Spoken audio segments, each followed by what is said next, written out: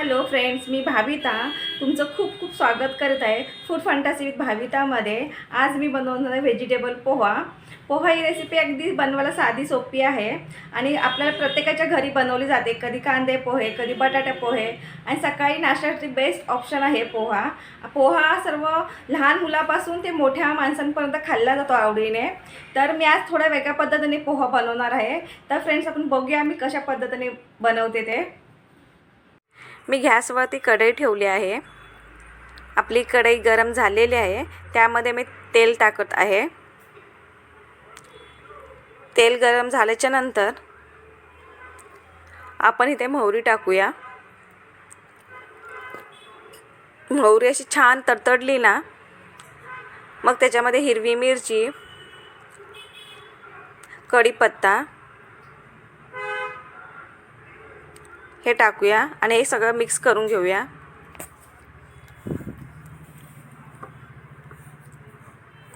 हे छान असे तडतडले पाहिजे, कढीपत्त्याचा स्वाद पोहामध्ये आला पाहिजे। मग त्याच्यामध्ये शेंगदाणे टाकूया। शेंगदाणे हे चांगले खरपूस असे भाजून घेऊया।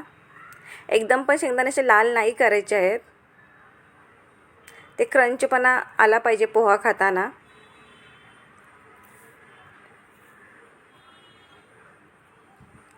मग त्याच्यामध्ये आपण कोथिंबीर टाकूया। कोथिंबीरचा पण स्वाद आला पाहिजे पोहामध्ये। चांगलं असे सर्व परतून घेऊया। मग त्याच्यामध्ये आपण कांदा टाकूया। मी ते बारीक चिरून कांदा घेतलेला आहे, तो चांगला असा परतून घेऊया, चांगला लाल होईपर्यंत।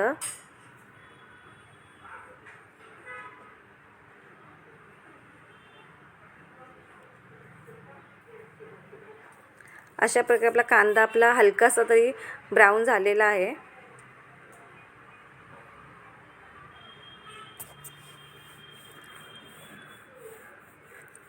मग त्याच्यामध्ये हिरवे मटरचे दाणे मी घेतले आहेत, कोवले आहेत ते पण चांगले मिक्स करून घेऊया सर्व हे।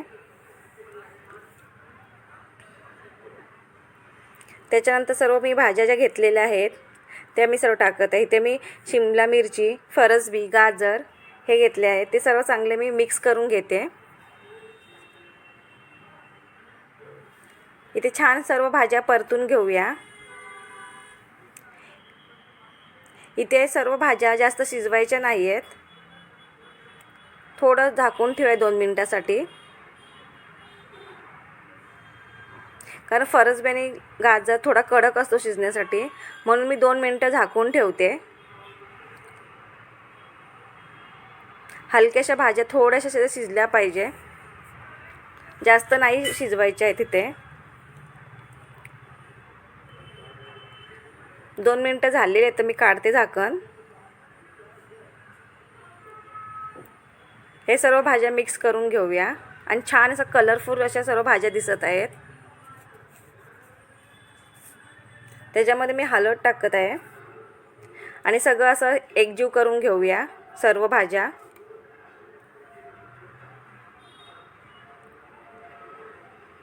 मग त्यामध्ये आपण पोहा टाकूया।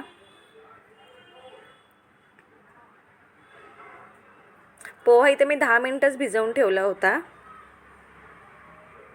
त्याच्यामुळे एकदम नरम झालेला आहे आणि सगळं एकजीव करून घेऊया।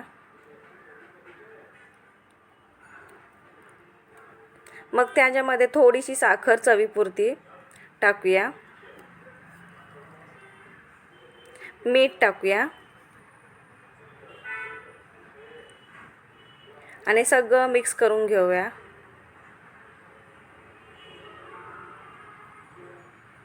छानपैकी सर्व असं मिक्स करून घेऊया। बघा किती छानपैकी दिसत आहे पोहा, कलरफुल एकदम। आणि ते पोहा मी थोडं झाकून ठेवते साखर विरघळण्यासाठी। झाकण काढत आहे आता मी। त्याच्यामध्ये मी लिंबाचा रस टाकत आहे।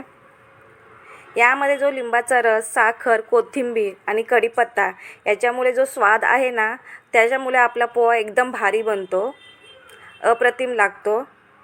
हे सर्व पुन्हा आपण एकजीव करून घेऊया आणि जर पोहा तुम्हाला थोडा कडक वाटत असेल ना तर पाण्याचा हाताने थोडा हलकासा झाप मारा आणि परत झाकून ठेवा. त्यामुळे पोहा आपला कडकनी सुका होणार नाही आहे. आपल्या इथे पोहा एकदम नरम राहणार आहे. बघा छानपैकी असा आपला पोहा तयार झालेला आहे. एकदम खुललेला आहे, कलरफुल दिसतंय. छान असा पोहा तयार आहे. अशा प्रकारे आपला व्हेजिटेबल पोहा तयार झालेला आहे. तुम्ही या पोहावरती बारीक सेव किंवा डाळिंब किंवा बारीक चिरलेला कांदा टाकू शकता आणि ते खाऊ शकता. अशा प्रकारे मी व्हेजिटेबल पोहा बनवलेला आहे. जर तुम्हाला माझी रेसिपी आवडली असेल तर माझ्या व्हिडिओला लाईक करा, शेअर करा, कमेंट्स करा आणि सबस्क्राईब करा. तोपर्यंत धन्यवाद.